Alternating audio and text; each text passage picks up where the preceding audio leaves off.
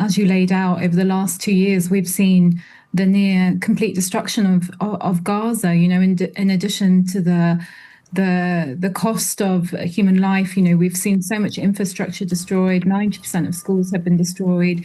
All hospitals have been subjected to bombardment. 92% of homes have been destroyed. So we're talking about a destruction on a massive scale, and one really that can only be described as deliberate. And, you cited the numbers of the death toll there, but the likelihood is that number will be a lot higher once the work to remove the rubble takes place, because a lot of people unfortunately remain trapped under the rubble and died under the rubble. And there are a lot of estimates that number is higher. The Lancet, the world's most prestigious medical journal, explains that in regular conflict zones, indirect deaths are usually 4 times the number of direct deaths. So we could be looking at numbers upwards of 250,000 people, Palestinians, who have been killed because of this genocide. So it really is staggering. And as you rightly pointed out,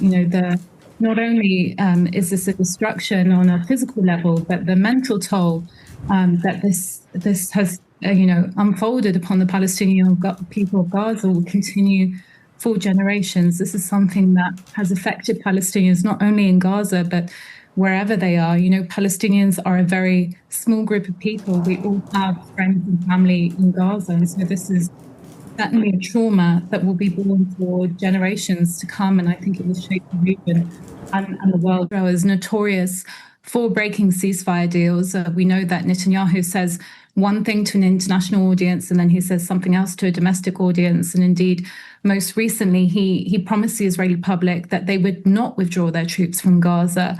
And we know also that when Israel has released Palestinian hostages, as is supposedly part of this deal, too often they're kidnapped and imprisoned only a few months after their release. So unfortunately, there are no guarantees here, and Palestinians remain apprehensive. Israel is not a good faith actor. So if the ceasefire does go ahead, it will be a reprieve, certainly for Palestinians in Gaza who have been under bombardment for the last 2 years, almost continuously. But I think it's really important people understand that this isn't a peace deal. This is not going to lead to the end of the occupation of Palestinian land and Palestinian people. And I think, the second part of this ceasefire agreement, which we saw laid out a few weeks ago, is this notorious Trump plan, which only seems to cement the occupation and control over Palestinians in Gaza.